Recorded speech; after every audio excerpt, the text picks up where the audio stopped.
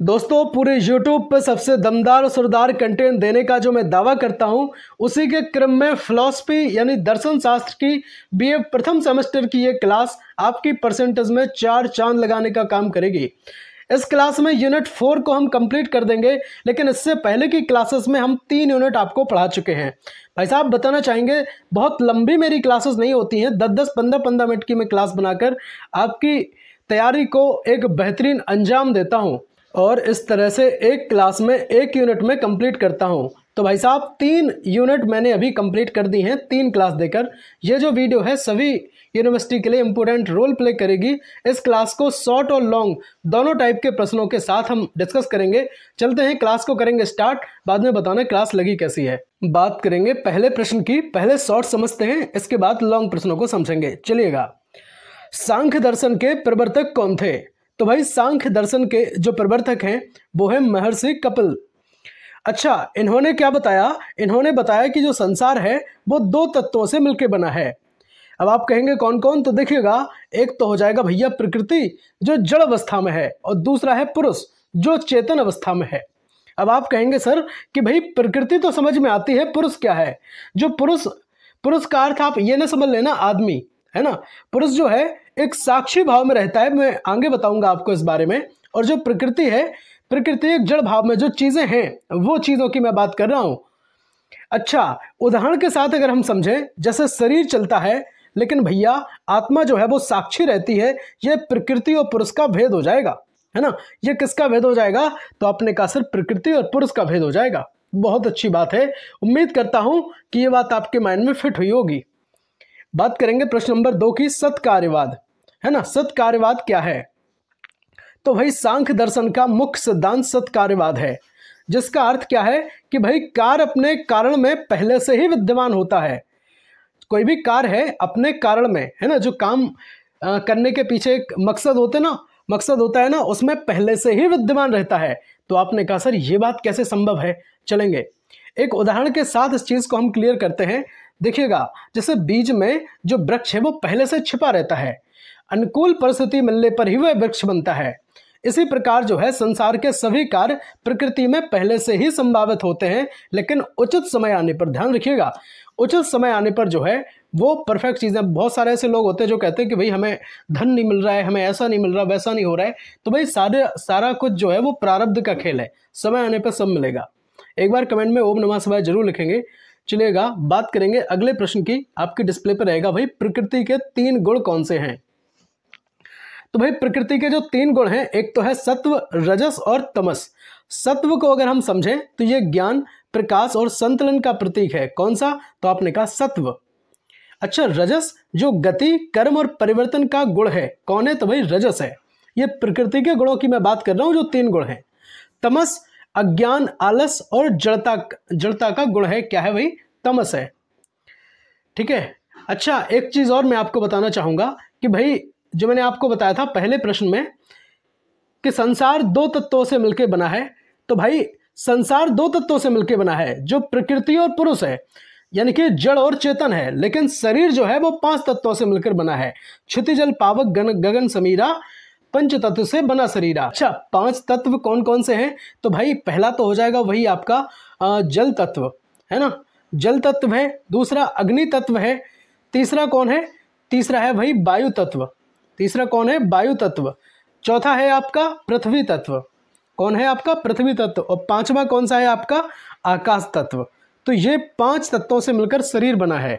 और संसार तो आपने कहा सर 2 तत्वों से मिलकर बना है। बहुत अच्छी बात है। बात करेंगे नेक्स्ट, जो हम यहाँ पे समझ रहे थे कि जो प्रकृति के 3 गुण समझ रहे थे कि सत्व, रजस और तमस, इनमें ज्ञान प्रकाश का जिस तरह सत्व में है, रजस में जिस तरह गति, कर्म और परिवर्तन का गुण है, तमस में उसी तरह अज्ञान, आलस और जड़ता का गुण विद्यमान होता है। उदाहरण के साथ अगर हम समझें, देखिएगा, जब मन जैसे शांत हो तो ये कौन सा है? तो आपने कहा सर ये सत्व गुण है ना। ये कैसा है? सत्व गुण है।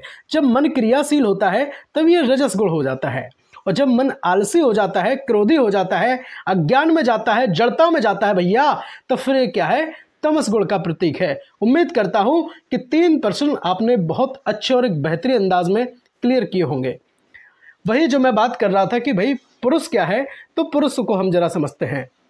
पुरुष शुद्ध चेतन तत्व है, मैंने बताया था आपको, जो ना तो जन्म लेता है और ना ही क्या है तो आपने का असर नष्ट हो जाता है। यह साक्षी भाव से देखने वाला है, निष्क्रिय है और निरपेक्ष है। उदाहरण के साथ हम इसको समझते हैं, जैसे दर्पण खुद कुछ नहीं करता है ना, केवल प्रतिबिंब दिखाता है, उसी प्रकार पुरुष भी केवल साक्षी भाव में रहता है। इस बात को आपको ध्यान रखना चाहिए। बात करेंगे 5 नंबर प्रश्न की। इससे पहले की क्लासेस में हमने क्या किया भाई, 1 2 3 कितनी भाई 3 क्लास हमने आपको दी है और तीनों क्लास को एक क्लास में 1 यूनिट को हमने कंप्लीट किया है। तो इस तरह से 3 क्लास में 3 यूनिट हमने कंप्लीट की हैं, तो आपको उनको भी जरूर देखना चाहिए।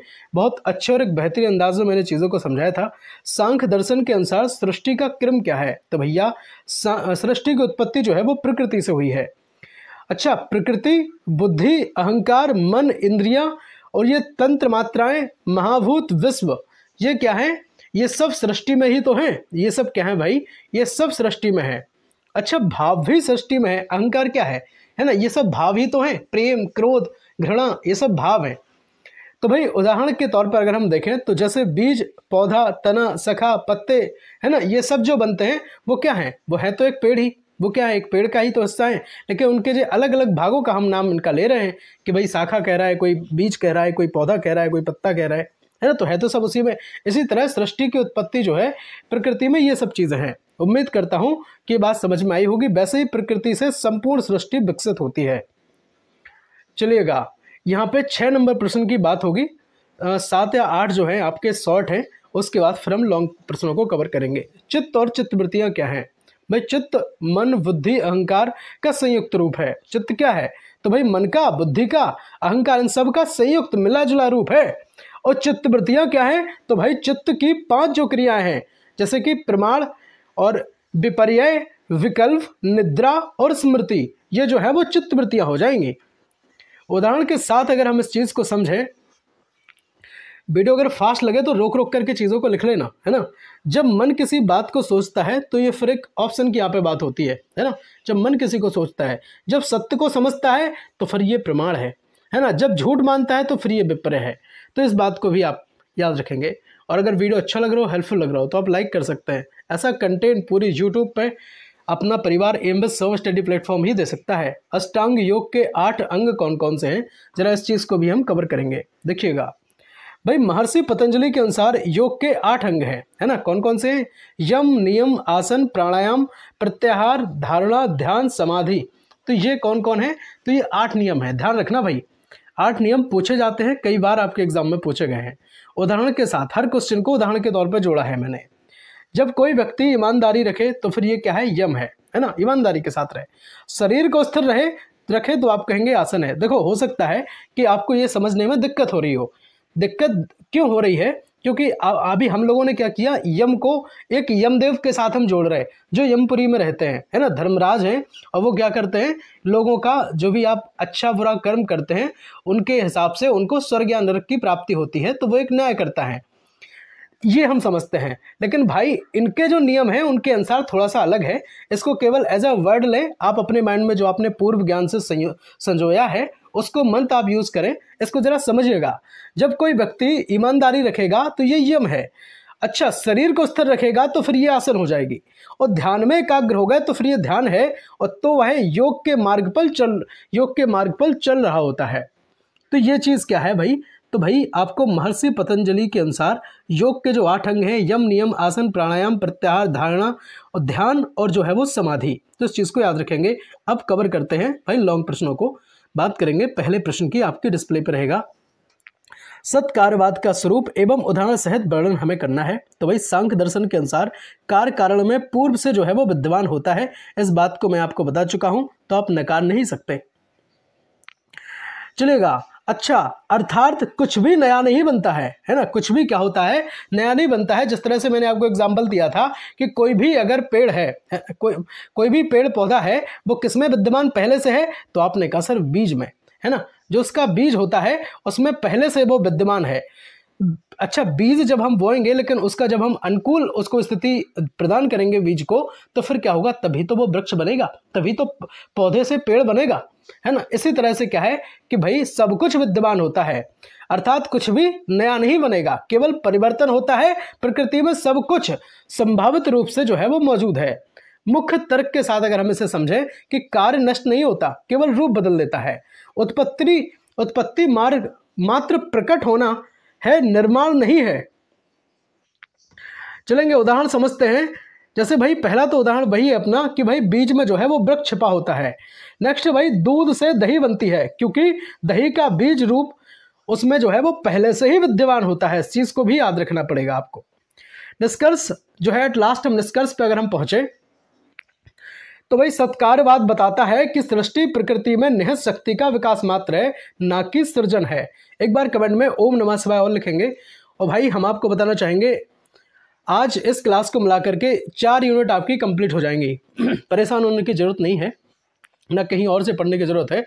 भाई आपने सब जगह ट्राई कर लिया, आपको नहीं मिल रही होगी क्लास, मैं मानता हूँ, लेकिन आप देखिएगा अपना जो कंटेंट है वो सच में पूरी यूट्यूब पे सबसे दमदार सरदार कंटेंट होता है। हम एरा गैरा आलतू फालतू हम पढ़ाते ही नहीं है, हम वही पढ़ाते हैं जो आपके काम का होता है, जो आपको फायदा देगा आपके एग्जाम में। बात कर रहे हैं हम दूसरे लॉन्ग प्रश्न की, जो तगड़े रूप से 10 मार्क्स में आपसे पूछा जा सकता है। समझिएगा, प्रकृति और पुरुष का जो स्वरूप एवं उनका संबंध जो है वो आपको स्पष्ट करना है। तो भाई सांख्य दर्शन में 2 शाश्वत तत्व बताए गए, एक तो प्रकृति और दूसरा पुरुष। अब भाई देखो, मैंने आपसे कहा था कि जो पतंजलि के हम जो 8 योग के अंग बता रहे थे, उसमें एक यम था, नियम था, आसन था। तो अब उसको भाई एक प्रॉपर ऐसी जो मेंटलिटी सेट किए बैठे हैं, उस हिसाब से मत देखिए। अब आप इसको भी अगर ऐसे देखेंगे कि सांख्य दर्शन में जो 2 शाश्वत तत्व हैं उनमें पुरुष है, तो आप कहेंगे पुरुष मतलब पुरुष तो नहीं है, मैन तो नहीं है, आदमी तो नहीं है ना। इस तरह से नहीं देखना है आपको, समझिएगा एक बार। तो भाई सांख्य दर्शन में जो 2 शाश्वत तत्व में, एक है प्रकृति, दूसरा है पुरुष। प्रकृति जड़ है और पुरुष क्या है, तो आपने कहा सर चेतन है ना, चेतन अवस्था में है। चलेगा, प्रकृति को हम जरा समझते हैं एक बार। जड़ है परंतु सृजन की शक्ति रखती है।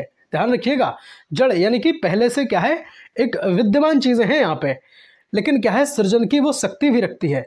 इसके 3 गुण हैं, सत्व, रजस और तमस। मैंने बताया था आपको, तमस कम होता है, कब होता है बताओ? क्या अज्ञान अंधकार का जो गुण है वो तमस का गुण है? एक बार कमेंट में बताएंगे आप हमें, है ना। सबको सीखना है आपको।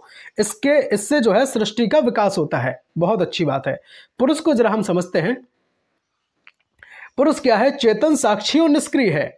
यह सृष्टि का कर्ता नहीं है, बल्कि क्या है, तो आपने कहा सर दर्शक है साहब। क्या है, दर्शक है। संबंध जरा हम देखते हैं कि प्रकृति और पुरुष में क्या संबंध है, यानी कि जड़ और चेतन में क्या रिलेशन है, क्या संबंध है। तो भैया जब पुरुष और प्रकृति का संयोग होता है तब सृष्टि की प्रक्रिया आरंभ होती है। जैसे कोई दर्पण, पुरुष में वस्तु जो है प्रकृति प्रतिबिंब होती है, दोनों का संयोग दृश्य जगत बनाता है।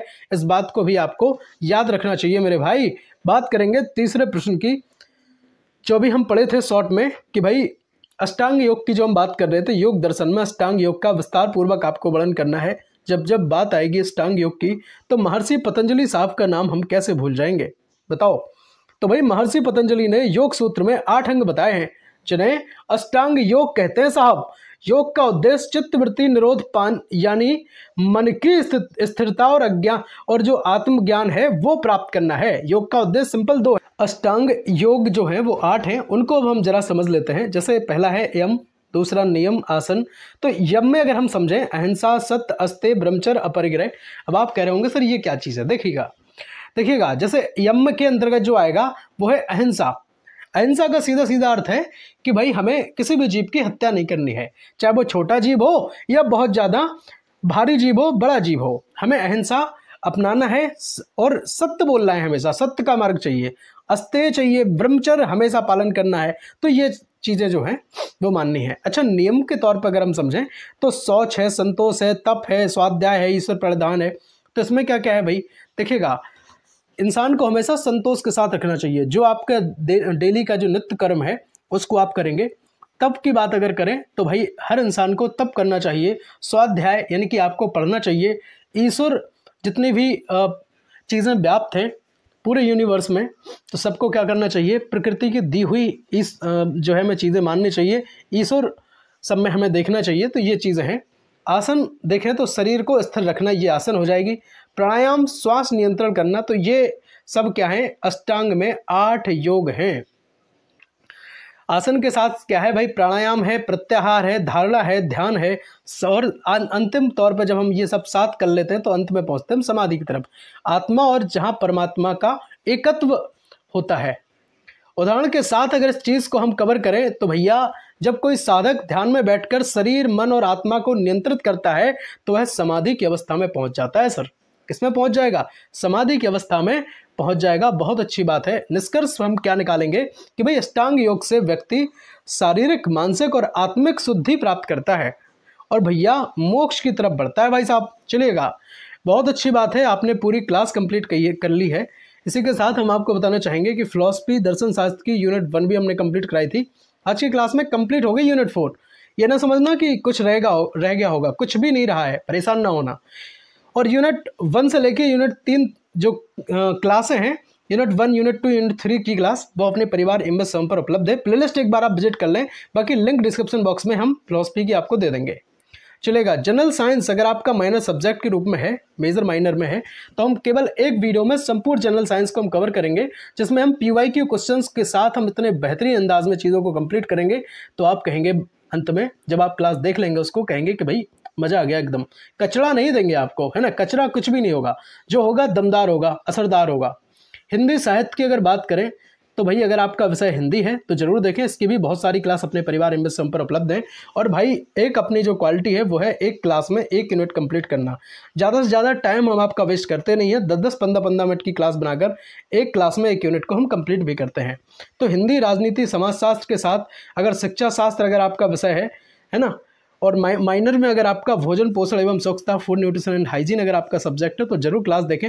अभी तक नहीं कहा है, वीडियो अच्छी लगी हो, हेल्पफुल लगी हो तो ईमानदारी से लाइक कर दो यार, है ना, ईमानदारी के साथ वीडियो को लाइक कर दो।